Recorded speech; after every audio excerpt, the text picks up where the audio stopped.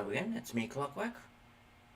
And before I begin, I'd like to apologise for that last video with the tank. I'll be removing it tonight due to the audio bugs. I think I've gotten most of the issues fixed now, but if not, I apologise in advance. I've been recently making some modifications to my computer, and if you can hear it now in the background, I do apologise. Like so.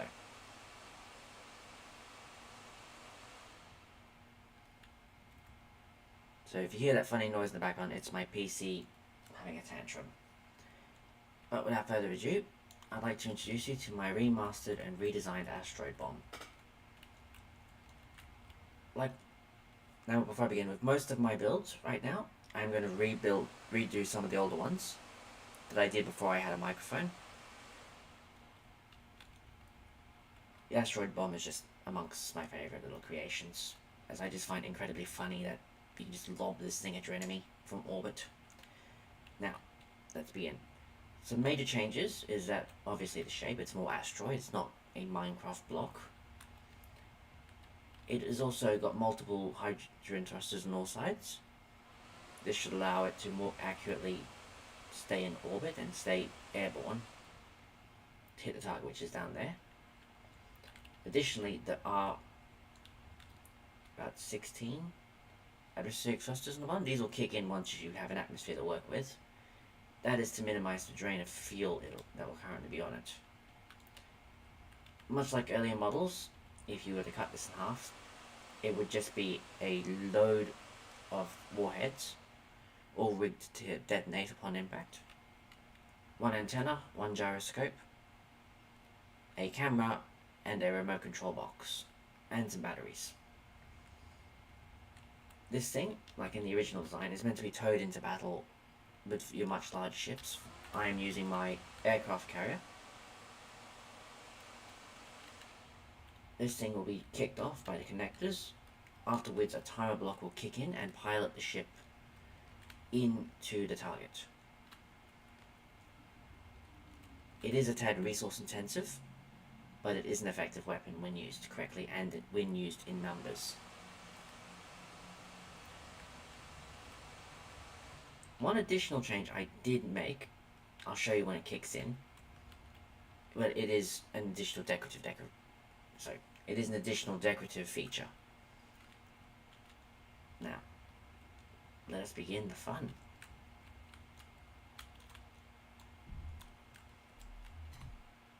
In there, engage airlock.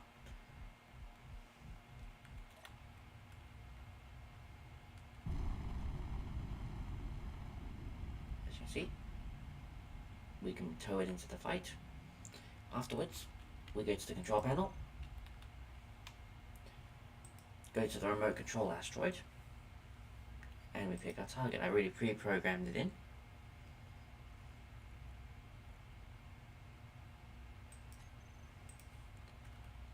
And now, let me just check one final adjustment. I'm going to switch it to 20 seconds.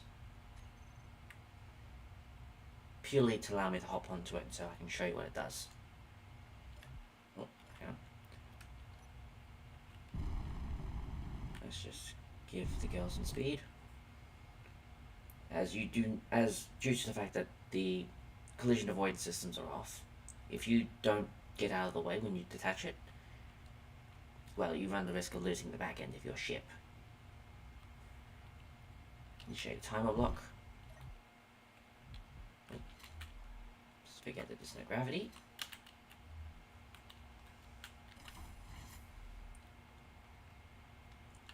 And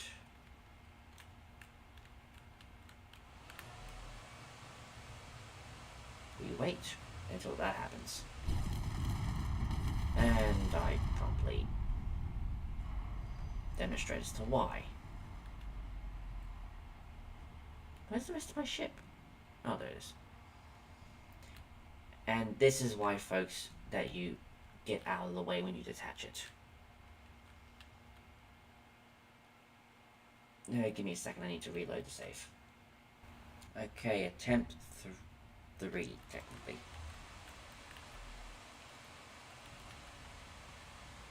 So this one works. Yep. Now properly done, it detaches from the ship. Hopefully the ship is out of the way before it hits. Otherwise you get the unpredicted example of yesterday, at which point the ship loses everything, capacity-wise, to fight. Now, obviously, if you haven't noticed the fire coming out of the back end, then I suggest you go look at it and stop looking at your monitor. Now, all this is because of the new block, the exhaust pipe. As said earlier, it's purely decorative. It adds a bit of flair to the fact that it is a meteorite entering the atmosphere.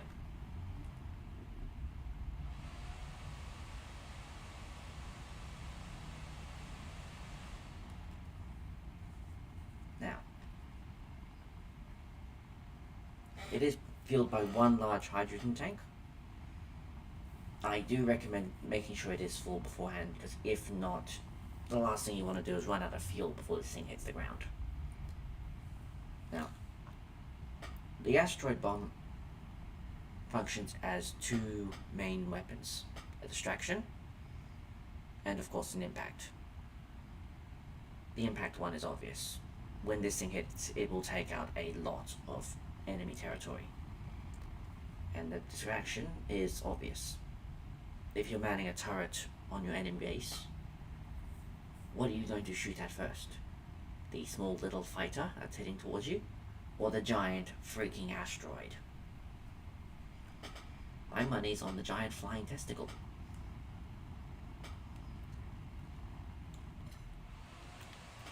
Oh, and before I say anything, the seat is not part of the design. I just put it in there so I can have something to sit on while this thing touched down. And I'll say it again, I do apologize for the funny noise coming in the background. My PC does not like Space Engineers. I don't know why, it's a good game.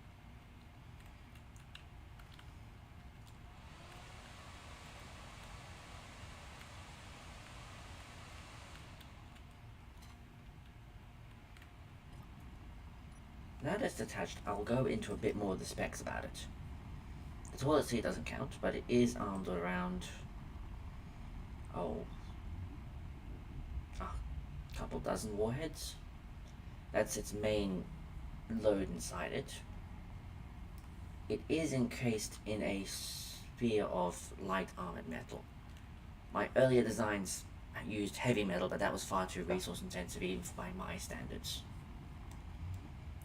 Plus, it also made the ship incredibly difficult to be accurate, to the point where using this in groups would have been more effective for that older model. I don't think, now that I think about it, I don't think I put a gyroscope into it. It'll still hit its target, it doesn't really matter.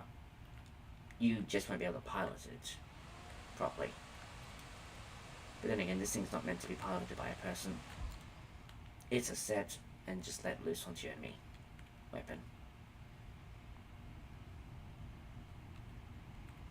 20 kilometers to go, roughly.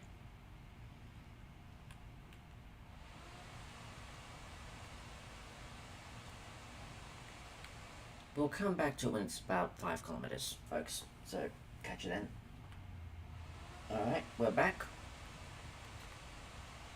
As you can see, it's still on its way down to the ground, and we have about 10 kilometers to go. I figured we'd go ahead and watch the impact from the ground. Now, Metro City is just a test area. You saw it in my previous video. But this weapon is designed for large scale bases like this.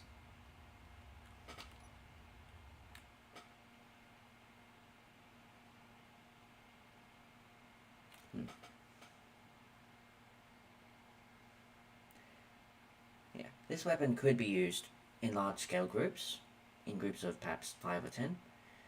The only issue is that you'd have to deploy them with some space between them, due to the fact that there is no collision avoidance systems built into them.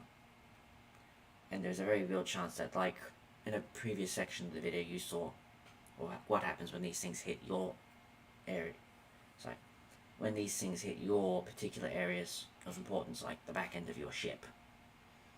That's the one design flaw I put in with the Hindenburg carriers. You take out the back end and the ship's practically immobile.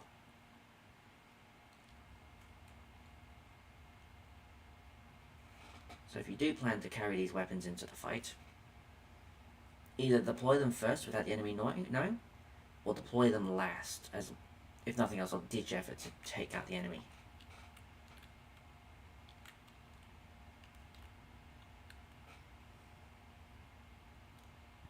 Alright. This weapon still has an issue of accuracy, a small one. You will hit your target. But whether or not the kickoff bugs it out, I don't know. And impact in 3, 2, 1.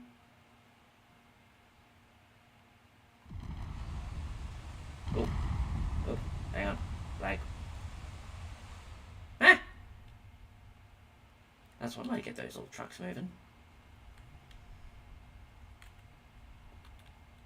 Alright. Not bad for a test run. It would have caused significant cratering as well if I didn't level out the city roads. But this thing went through what? 1, 2, 3, 4, 5, 6, 7, 8 stories of floor. Took out the road. And knocked back one of my old truck designs. Still drivable.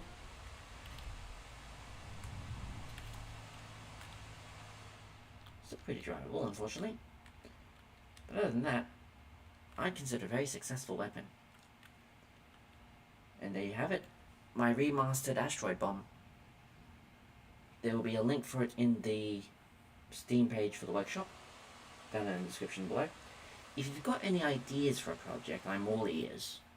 I am working on a certain spherical weapon, but I will leave it up to you as to what I'm building. And be sure to like, subscribe if you think I've earned them. And once again, I do apologize for the funny noise in the background. My PC does not like Space Engineers in the slightest. I currently have it in the open with a fan blowing extra air into it to try and stop the noise, but apparently it doesn't like it either. And I do apologize again for the last video I put up. I wasn't aware of the audio issues. I'll be taking it down tonight and putting this one up instead. Alright, that's it. Be sure to... I shall see you next time. Bye.